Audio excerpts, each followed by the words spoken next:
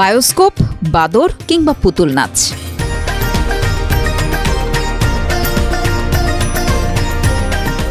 আবহমান বাংলার হারিয়ে যেতে বসা এই অনুষঙ্গগুলোর দেখা মিলল রাজধানীর লেক সিটি কনকর্ড পার্কে।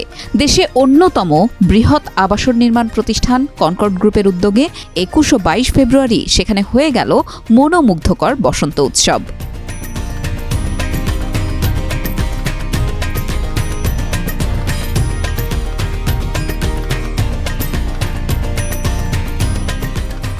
উৎসবে এসে বেশি আনন্দ করতে দেখা যায় শিশুদের। বায়োস্কোপ, পুতুল নাচ দেখে তাদের খুশি আর ধরে না। অবাক হওয়ার পাশাপাশি আনন্দের সীমা ছিল অন্য মাত্রার।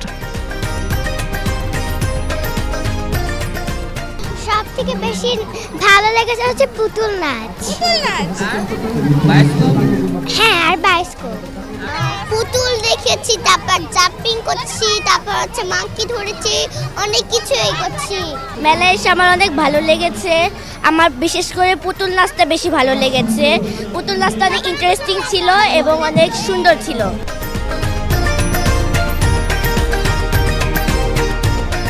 শিশুদের সঙ্গে উৎসবে ছিলেন বড়রাও। ছোটবেলায় গ্রামের মেলায় এইসব আয়োজন থাকতো বলে জানান তারা। তাই শৈশবে ফিরতে পেরে স্মৃতিকাতর হয়ে পড়েন অনেকেই। আমার ছোটবেলার কথা মনে পড়ে গেল যে ওখানে বায়োস্কোপ দেখলাম, আবার দেখা যায় ভূতের আছে, ওদিকে এতগুলা খাবার দাবারের স্টল, খুব ছোটবেলায় যে মেলা যেতাম ওরকম ফিল হচ্ছে আর কি।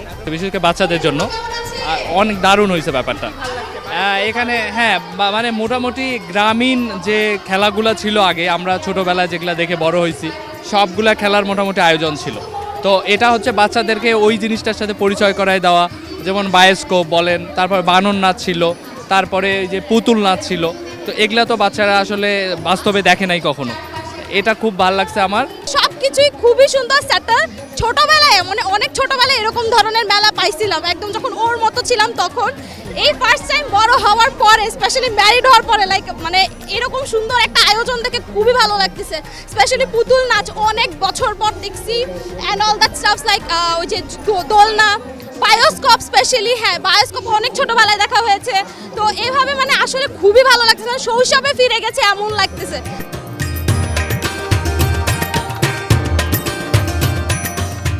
দেশের শিল্প সংস্কৃতি ও ঐতিহ্যকে বর্তমান প্রজন্মের কাছে তুলে ধরতেই এরকম আয়োজন, জানান উদ্যোক্তারা। আগামীতেও যা চলমান থাকবে বলে জানান তারা। আমরা বাংলার কৃষ্টি এবং কালচারকে এবং ঐতিহ্যকে লালন করি এবং আমরা সংস্কৃতিকে পরবর্তী প্রজন্মের কাছে পৌঁছে দিতে চাই। এই গ্রামীণ ঐতিহ্যকে এই প্রজন্ম থেকে পরবর্তী প্রজন্ম যাতে এটাকে লালন করতে পারে তার জন্য আমাদের ছোট্ট এই আয়োজন। এখানে অনেক ধরনের আয়োজন ছিল। প্রথম দিনে আমরা অমর ২১শে ফেব্রুয়ারি আন্তর্জাতিক মাতৃভাষা দিবসকে সামনে রেখে আমাদের এখানে লেক সিটিতে যে স্কুলটা আছে এখানে আমরা বাচ্চাদের, শিশু কিশোরদের চিত্রাঙ্কন প্রতিযোগিতার আয়োজন করেছি। প্রথমে সেখান থেকে শুরু। তারও আগে আমরা এখানে প্রথম এই কমপ্লেক্সের মধ্যে আমরা শহীদ মিনার নির্মাণ করেছি এবং তারপরে পরবর্তীতে এই কমপ্লেক্সে এখানে আমরা দেখছেন এখানে যে অনেক শিশু কিশোররা এবং এখানকার অধিবাসীরা ঘুরে বেড়াচ্ছে। এখানে আমরা তাদের জন্য রাইড, বিভিন্ন ধরনের স্টল, পিঠা, খাবারের আয়োজন, কৃষ্টি এবং কালচারকে লালন এবং ধারণ করে এরকম বিভিন্ন ধরনের স্টল। তারপরে এখানে যে স্টেজটা বড় একটা, এখানে বিভিন্ন ধরনের পারফরমেন্স, এখানে ইনভাইটেড গেস্ট এবং লেক সিটি যারা আছেন তারাও এখানে, সেখানকার শিশু কিশোর এবং অন্যান্যরাও এখানে বিভিন্ন ধরনের সাংস্কৃতিক বিভিন্ন কর্মকাণ্ডের সঙ্গে জড়িত আছে এবং করছে।